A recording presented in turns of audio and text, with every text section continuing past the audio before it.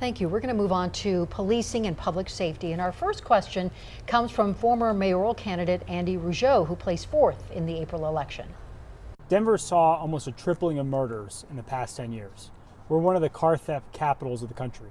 However, both you, Mike, and you, Kelly, have said you're unsure or unwilling to increase police funding.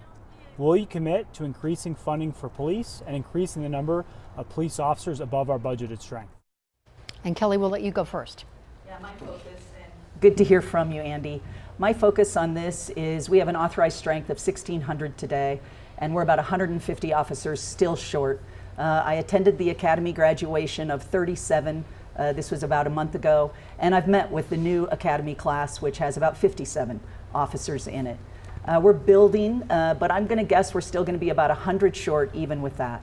My commitment is to hit the 1,600 and to focus on increasing our mental health professionals, our star responders, so we free our officers up to be at the issues we most critically need them to be at. By doing that, I think we can address both of the issues. To your point, Andy, of making sure we respond and can address the community safety issues from a police perspective, but also serve our community on the mental health issues that they need us on today. Thank you. Mike? Thanks. Yeah, we know you can't feel at home in a city where you don't feel safe.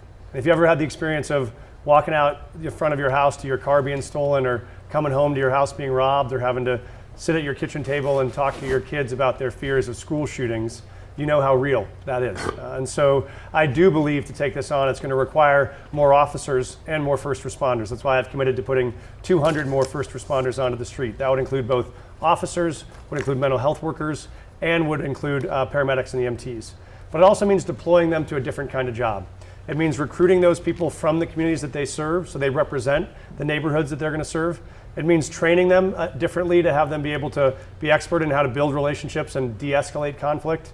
And it means deploying them to a different type of job. I want back a real version of community-based policing, where we have officers that are walking neighborhoods, they're visible, they're talking to neighbors, they're giving you their business cards, you can see them and ask them a question, and they can do what I did as a school principal, which is be out in the hallways to stop bad decisions before they happen. Thank you both. Let's go to Desiree now with our next question. This question comes from Reverend Ben Sanders from New Hope Baptist Church. He asks, what policies would you enact to help create a system that holds bad police officers accountable? Mike, you can go first. Thanks, great to see you, Ben, and always great to see you preach. You people should show up at New Hope and hear him. I do think a really important part of this is accountability. You know, I say there are certain professions where we expect incredibly high levels of execution. You don't go to DIA and get on an airplane and say, oh, it's great, this airline has 70% of their pilots are pretty good, but the other 30% continue to crash. When you have high levels of public safety involved in something like a police officer, we should expect high levels of accountability. And this is a place where Kelly and I have different opinions. I supported the legislation that put in place officer accountability, including meaning if someone violated someone's constitutional rights, the way that the folks did that killed George Floyd, they could be accountable and civilly liable. I want to keep that accountability in place. I don't think we should go back on it. And I want to make sure we both recruit a well-prepared and trained force, but also that we hold people accountable to the highest standards, because when you have that public trust, you have to make sure you deliver on it. I think we should expect that of every officer. And Kelly?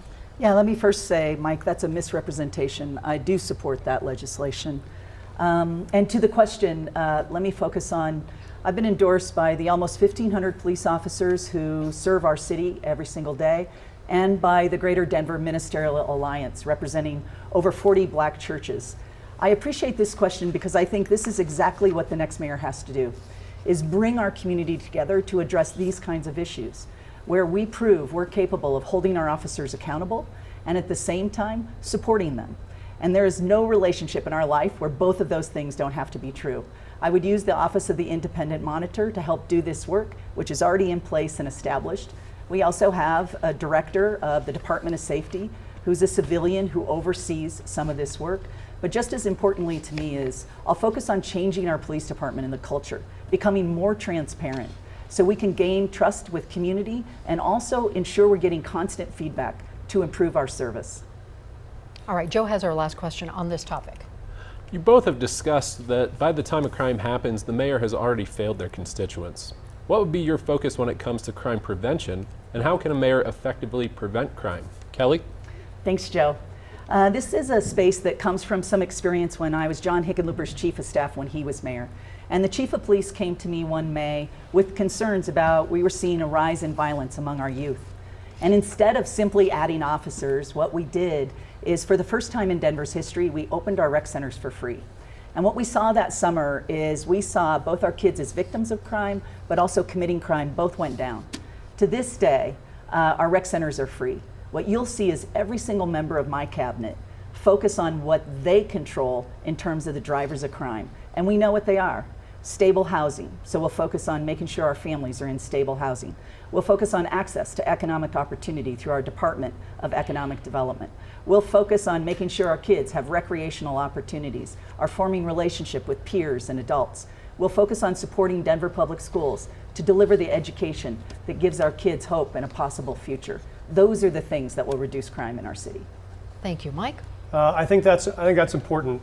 This topic is about three things. It's about prevention, it's about intervention, and it's about safety. The prevention steps are the best way to keep a 17-year-old from getting his hands on a gun is make sure that that child, when he's 12, gets his hand on a passion, a sense of purpose, a sense of commitment, the thing that gets you up in the morning, keeps you in positive peer groups.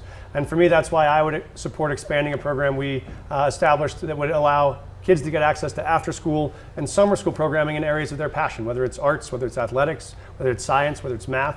That's critical. Second is when we know that there is a 13 or 14 or 15-year-old or any person who's made some initial bad decisions and is getting into the criminal justice system, that's when you have to really provide wraparound intervention. Therapy, counseling, support, intervention. For many of the school-based violence we've seen, we had early indications those young people were at risk. We didn't get them the intervention that they need. And third is we have to put people in the settings where they're most likely to be safe. That may mean alternative schools or alternative settings for young people and intervention and probation for adults.